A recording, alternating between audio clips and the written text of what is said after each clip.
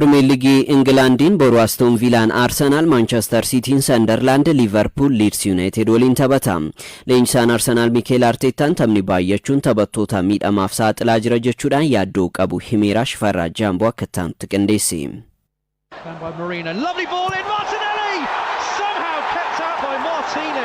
Taphoonni liigichaa guyyaa muraasa keessatti taphannu dorgommiileen Awurooppaa fi kan intarnaashinaala dabalatee miidhama taphattootan karoora keenyaa ol yaaddoo nutti ta'eera. Kana hunda waliin qindeessinee taphachiisuuf garuu ni yaalla jedhe leenjisaan Arsenaal Mikel Arteetaan tapha Aston Villa waliin qaban ilaalchisee yaada kenneen. Pirimeer Liigii Ingilaandii torbee 15ffaadhaan boru Villa Paarkitti Aston Villaan dursaa liigichaa Arsenaal waliin taphata. Leenjistoota lammii Speen lama morkii godhan kanaan Arsenaal dursummaa isaa cimsachuuf Aston Villa ammoo garaagarummaa Arsenaal waliin qabu qabxii sadiitti xiqqeessuuf morkata. Kilaboonni lamaan torbee 14ffaan injifataniiru. Arsenaal Brentford goolii 2-0, Aston Villaan goolii 4-3 Brighton mo'ate. Bara dorgommii kana Premier League England Liverpool qofaan kan mo'ame zaggaan Arsenaal taphoota 14 keessaa 10 mo'ate 3 qixa ba'e. Goolii 27 garee faallaa irratti galchee 7 qofatu itti gale. Injisaan Aston Villa daawunaa Imre kanaan dura Arsenaal leenjisanii osoo hin milkaa'in hojiirraa kaafamuun ni beekama. Yeroo kana Arsenaal injifatanii karoora Mikel Arteetaa karaatti hambisuun isaaniin akka shaampiyoonummaatti ilaalama. Ta'us taphoota lamaan darban waliin taphataniin tokkoon mo'ame tokkoon qixa ba'e. Aston Villaan ergaa bara 2019 irra deebiin kara Premier League Ingilaanditti ol guddatee taphoota 12 Premier League Ingilaandiin Arsenaal waliin taphate keessaa 5 mo'atee 6 mo'ameera tokkoon qixa ba'e. Taphoota waliigalaa 188 kilaboonni lamaan waliin taphataniin zaggaan Arsenaal 82 injifachuun caalmaa qaba. Yeroo 66 Aston Villa mo'ate 40 qixa ba'an. Tapha boruu kana Victor Gyökeres jalqabarraa taphachuu malaaf eegama. Christian Mosquera fi Declan Rice gadda jijjiiramanii ba'an taphachuun shakkiidha. Mikel Arteetaan hanga taphichi ga'utti ni ilaallaa jedhe. Taphataan sarara ittisaa Arsenaal Ricardo Calafioriin tapha kanaan kaardii akeekkachiisaa argannaan tapha itti aanu adabbiin jala darba. Martin Zubamendinis kaardii akeekkachiisaa 3 argateera. Kun daran Arsenaal miidhamarratti yaaddoo biraati. Mikel Arteetaan taphattoonni kunneen maashina osoo hin taane nama. Taphoonni baay'achuun dhiibbaa guddaa miidhama taphattoota irratti fiduu danda'a jedhe. Tapha biraatiin Manchester Cityin dhiyeenya sararri ittisa isaanii akka gingilchaa dhimmisu garee cimaa bara kanaa Sunderland waliin taphatam. Cityin taphoota Premier League England bara kanaan gooliin 16 itti galeera. Kilabichi taphoota waliigalaa arfan darbaniin gooliin 10 keessummeesse.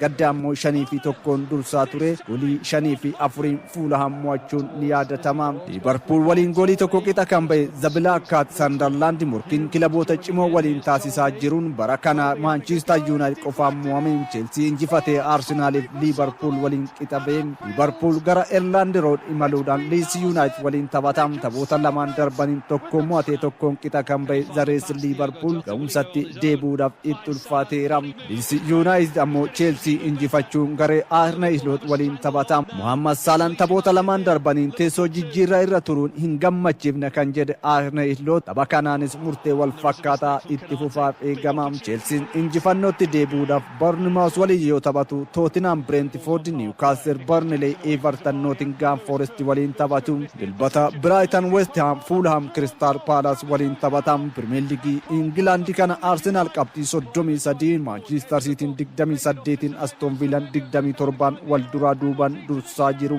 Blows his whistle, Kluivert steps up and smashes it in! Newcastle United bara 2030 kilaba cimaa addunyaa ta'uudhaaf karoorfatee hojjechaa jira. Ta'us hojii gama teekinooloojiitiin morkattoota isaarraa boodatti hafuunsaa xiinxalli BBC Sport baasee ni agarsiisa. Abdurrahman Amin dabalata qaba. Joelinton getting himself into a shooting position, almost the perfect start it is! It's taken Newcastle a minute.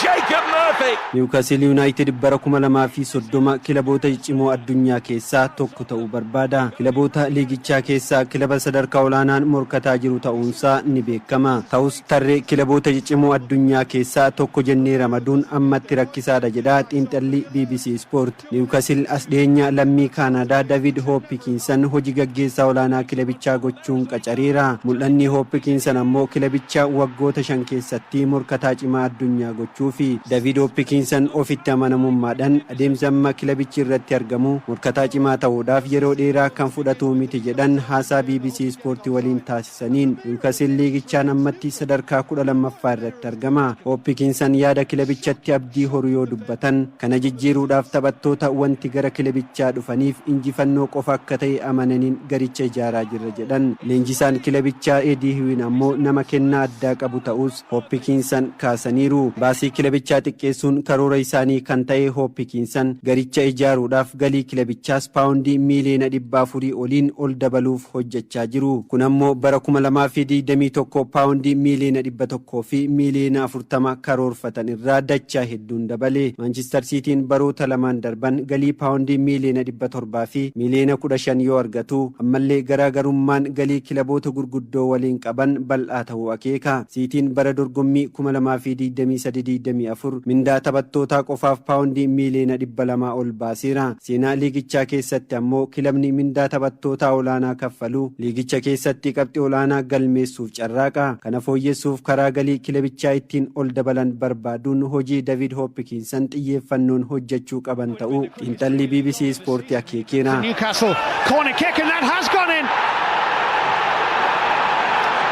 Malik Chow heads Newcastle in front. Hopkinson waliin Real Madrid keessatti hojjechaa kan turan Mikael Sutherland hojii gaggeessaan kun akkaataa kilabichi ispoonsara ittiin argatu irratti caasaa fi mala ogummaa hedduu fidaa jiru jechuun jajeera. Gama biraatiin lakkoofsi miseensota hojjettoota kilabichaa dachaan ol dabalus kilabichi iddoo murteessaa irratti hanqina humna namaa qabaachuus xiinxala kana keessatti eerameera. Gama dijitaalaa fi daataatiin Newcastle dorgomtoota isaa keessaa boodatti hafeera. Kunis hojii guddaa iddoo barbaadu ta'us kaaseera. Galii kilabichaa ol dabaluuf tikkeettii seensa isteediyeemii guyyaa taphaa irrattis gatii dabaluuf karoora qabu. Ta'us kilabichi waggoota dheeraaf Seent Jeems Paarkii fayyadamaa ture. Egereen isteediyeemii kanaa hin beekamne jedhameera. Hopkinson ammoo kilabichi bifa amma jiruun waggaa dheeraaf dirree kana fayyadamuu akka danda'u hubatanii dirricha haaromsuufis ta'ee isteediyeemii biraa ijaaruuf lafti ilaalan akka hin jirre BBC Ispoortitti himaniiru. Hoppi yaada kana ilaalchisee osoo borganama waan gochuu hin dandeenye murteessinee ijaarsaaf baasii guddaa nu gaafata. Kun ammoo karooruma qofa ta'ee hafuu danda'a jedhanii Daayirektarri Ispoortii kilabichaa Ross Wilson ammaaf dirree shaakalaaf ta'u iddoo biraatti ijaaruuf karoora qabna. Falli jiru akkuma kilaboonni biroo gatii seensa dirree dabalaa jiran yeroo wal fakkaataatti gochuuf murtoon darbeera jedhe. Pickford thought about coming, changed his mind and makes a save.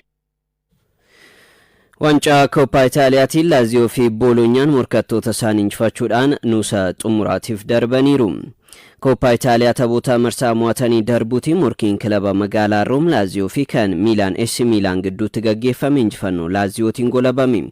Laaziyoon goolii Maateo Zaakkaanyiin daqiiqaa 80ffaa irratti galcheen goolii 1-0dhaan mo'achuudhaan nuusa xumuraatiif darbuu mirkaneeffateera. Massimiliyaanoo Allegriidhaan kan durfamaa jiru AC Miilaan hagayya darbe Cremonenseedhaan erga mo'ameen booda yeroo jalqabaatiif harka laateera. Leenjisaa duraanii Chelsea Maurizio Sarriidhaan kan leenjaa jiru Laaziyoon nuusa xumuraatiin Booloonyaa waliin taphata. Tapha biraatiin immoo shaampiyooniin dorgommichaa Booloonyaan dirree isaa irrattiin goolii 2-1 Paarmaa injifachuudhaan innis hirmaannaa nuusa xumuraa argateera.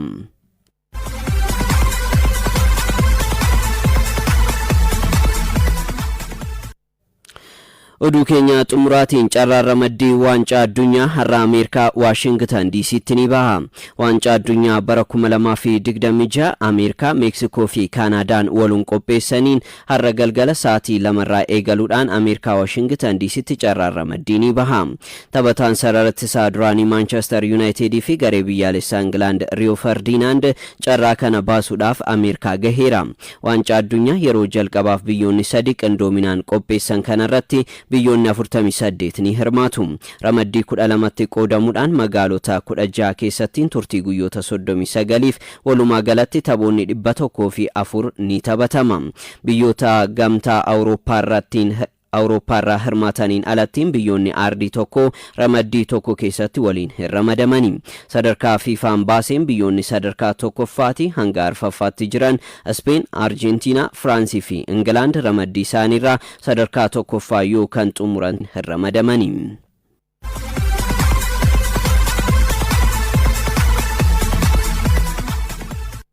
ፕሪሚየር ሊግ ኢንግላንድን ማንቸስተር ዩናይትድ ዌስትሃም ወሊን ቅጠበ ሄራ ተበጡምራ ቶርቤ ኩዳር ፈፋቲ ማንቸስተር ዩናይትድ ኤዳ ኦልትራፎርድ ጎሊ ደቂቃ ገረጡምራ ረት ገሌን ዌስትሃም ወሊን ጎሊ ቶኮ ቅጠጡምሬ ካናንስ ክለብቺ ቀብጢ ድግደም ያፉር ቼልሲ ወሊን ወልቅጣ ገልሜስሱፍ ጨራ አርገት ሰደርካ ሸነፋቲ ፎየፈቹዳፍ ቀቦፍ ጀላ ፈሸሌ ሴራ ዴጎ ዳሎት ደቂቃ ሸንተሚ ሰዴት ተፋረት ጎሊ ገልቼ ማንቸስተር ዩናይትድ ዱርሰ ቀበቴ ለሚን ፖርቱጋል ዳሎት ወጎተ ለማንቦደ ጎሊ ጀልቀባሳ ሊግቻን ገልቹ ሳቲን እድሌ ተባጡ ሙራሙዳፍ ደቂቃን ቶርባ ዮሐፉት ኩባ ሩኩታ ሮጋራ ዲተምቴ ተበታን ኢትሳ ማንቸስተር ዩናይትድ ናሱር ማድራዊን ሃላን ኦፍራ ፈጌሱ ዳቡ ሳቲን ሳንጉቱ ማጋሳን ጎሊ ቅጤስቱ ዌስትሃም ይፍገልቺ ሰደርካ ኩደ ሰዴት ተፋረ ከንጅሩ ዌስትሃም ዩናይትድ ተቦታ ለመወሊታን ሱዳን እርገሟሚን ቦዳ ኤዳ ቀብጢ ቶኮ ኦልትራፎርድ ትገልሜስ ሴራ ማንቸስተር ዩናይትድ ተቦታ ሊግቻ ሸነን ደርበንራ ቀብጢ ኩደ ሸነ አርጋቹ ቀቡ ኬሳ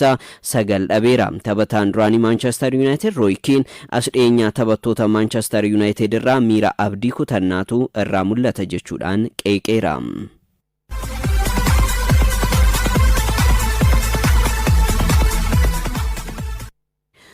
ዲክላር ራይሲ ፊ ሸረሚ ዶኩ ደበለቴ ተበቶኒ ሰዴ በዳሰ ተበታጭማ ፕሪሚየር ሊግ ኢንግላንድ ጀሰዳት ሰዳሳፍ ካዲመመን ፕሪሚየር ሊግ ኢንግላንድ ተበታ ቀጠሌ ጀሰዳሳ በዳሱ ዳፍ ተበቶ ተሰዴት ክለቦተ ገረገራ ሰዴት ራ ካዲሜራ ተቦታ ሊግቻ አፉር ማንቸስተር ሲቲን ጀሰዳሳ ተበቴ ኬሳ ሰዲንጅ ፈኖዳን ይወጡሙሩ ዶኩን ጎም ሶላና ሙሊሱዳን በዳሰ ከናፍ ካዲመሜራ ዶኩን ተበ ማንቸስተር ሲቲን ጎሊ ሰዲ ፊ 0 ዳን ሊቨርፑል ሟቴን ጎሊ ቶኮ ገልቹዳን የሮ ኩደ ቶኮ ሰረረ ፔናልቲ ሊቨርፑል ኬሰት ኩባቱ ቁዳን ሊቨርፑል እረቲን ኢባውሜራ ዴክላር ራይስ አርሰናል ዱርሱማ ሊግቻቲን አከትፉፉ ቱባ ሰረረ ግዱ ክለብቻ ተውዳን ጎም ሶላና ባቲፍ በዳሰ ከናፍ ከኔን ካዲማመን ኬሰት ተርገማ አርሰናል ተቦታ ፉር ኬሳ ለማዮንጅ ፈቱ ራይስ ጎሊ ቶኮ ገልቹዳን ቶኮፍሞ ሐለምጂሱን ከኔራ ተበታም ብሬንትፎርድ ኢጎር ቲያጎ ተቦታ አፉሪን ጎሊ ሸንገልቹዳን እንስ ካዲማምቶ ተኬሰ ጅራ ሬሲ ጄምስ ቼልሲ ራ ብሩኖ ፈርናንዴዝ ማንቸስተር ዩናይትድ ራ ሞርጋን ጊብስ ዋይት ኖቲንጋም ፎሬስት ኬርናንዳውስበሪ ሆል ኤቨርተን ራ አርቬ ባርንስ ኒውካስል ራ ተበቶታ ካዲማመኒዳ